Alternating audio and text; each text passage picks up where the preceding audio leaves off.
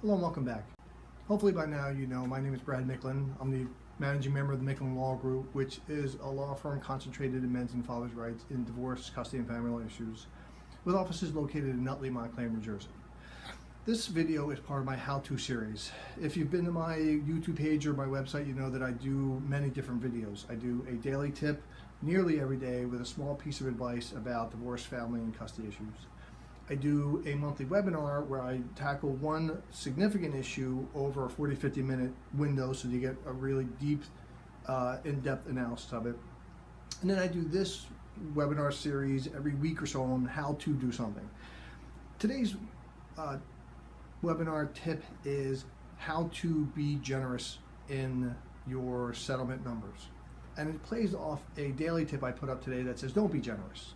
And inside that tip, I was saying, not that I'm trying to say, be a pig and don't give any money, but there's certain ways to be generous and certain ways not to be. And the problems when you do it the wrong way is that you don't really get the benefit of the generosity that you're hoping to give. So first of all, the main problems that you have when it comes to being generous is that if you haven't communicated to the other side what the number is supposed to be and that you're giving so much more, the fact that you're being generous is often lost, and the other person thinks that they're simply receiving what they're entitled to. So when you're not able to do what you've pledged to do, it makes them feel like they're just getting less than they're supposed to. Second, and more importantly, your circumstances may change in the future. The economy may go down, and when that happens, salaries go down, business-related perks and benefits disappear, income reduces if you're self-employed. A lot of things can change quickly that makes what seemed to be a good idea in the beginning a very bad one later. And also, your personal circumstances are going to change. You may find that you get into a new relationship, you may start a new family, and those added costs are going to make what you agreed to, which was at the time good for you, much more difficult. So here's the tip on how to be generous if you're going to do it. There are certain things that I want to make sure you do in the proper order so that you get the benefit of doing what you're trying to accomplish, and that is giving more to your family, which is always a good thing. The first thing you want to do is find out what the numbers are supposed to be. If you have child support issues, if you have alimony issues, find out, hopefully from an attorney if you can, what the numbers are supposed to be. Run your child support guidelines, put them with different income figures, put them with different overnight parenting schedules so you find out the range of where child support would be given your circumstance if you have more or less parenting time. Second, get a range of what alimony numbers will be if you're going to be paying alimony.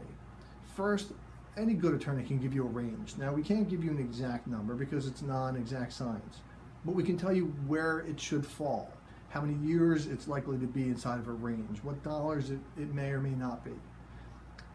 After that, you also want to do a fictitious tax return. Depending on when you're watching this, I'm doing this in 2018. The laws for taxable alimony issues are changing in 2019, and it's going to significantly impact how alimony is computed as to how it used to be. So what I'm doing with my clients is I'm having them run a fictitious tax return so that we can get a sense of what the new numbers will be, because alimony is now going to be on your net income, whereas before it was on your gross income. The impact is likely to be more impactful on the person receiving alimony than the person paying it, but you still want to know what numbers you're talking about. So the fictitious tax return will help you figure that out. Then you may also want to look at some other tax issues about capital gains and transfer taxes, which normally aren't applicable in these circumstances, but you may be able to make them so by using and agreeing to them so you can maximize the taxable benefits to them.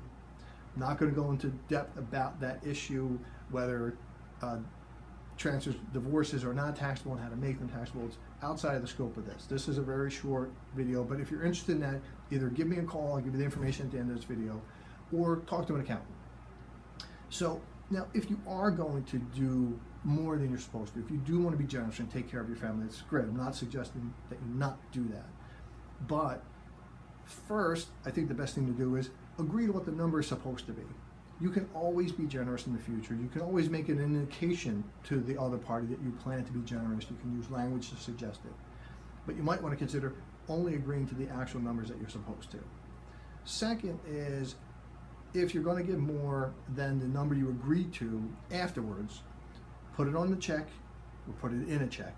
put on the memo what it's for: extra child support, additional alimony payments, whatever it may be, so that if there's a point in time later that you're reviewing your alimony numbers or your child support payments, you can show these extra checks and have them counted towards your actual obligation, which gives you sort of a credit.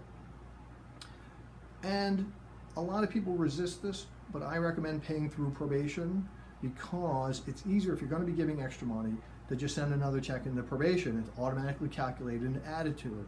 So if you are paying, let's say, $100 a week for child support, and you decide you want to send another $100 because summer camp is coming up, send it through child support or through probation, and you'll have a $200 payment for child support. So you're always ahead of the game, and the other person's still getting the extra money that you intended. If you don't want to do that and you aren't actually agreeing to more, if you're going to put it into your consent order or to your settlement agreement, and you want to actually have the number be increased from what your obligation is, a couple things you need to do there.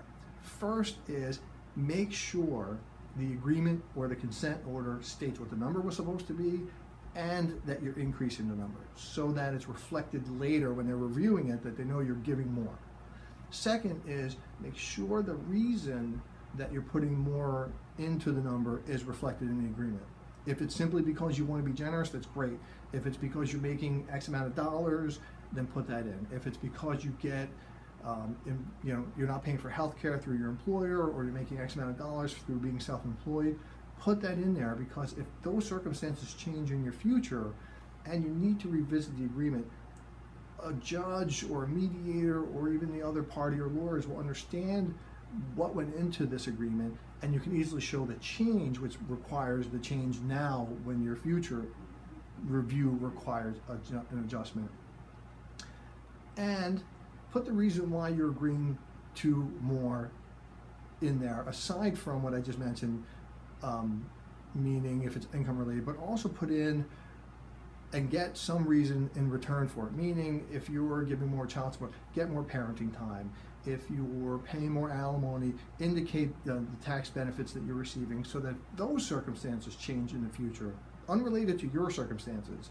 But if the laws change or the parenting schedule changes, then that similarly would be reflected in the agreement, and you can use that as a reason to change. Basically, what I want you to take from this video is, I'm not saying not to be generous. As a matter of fact, I would like you to be generous. I think it's actually good for you and it's good for your family. But you want to make it clear, because circumstances will change. And when they change in the future, you can't contemplate all of these potential changes, because they're just insurmountable. There's too many of them. But you want to make sure that your plan and your documents are clear, so that when the circumstances change, you can go back and change the payments. I hope this was helpful. For more information on this and other tips, you can go to my website, which is micklinlawgroup.com. That's MICKLIN, lawgroup.com. It's all one word. If you'd like to schedule a consultation with me, you can call me at 973-562-0100. And for more of these videos and my daily tips, you can go to my YouTube page, which is Brad Michael Micklin. Thank you.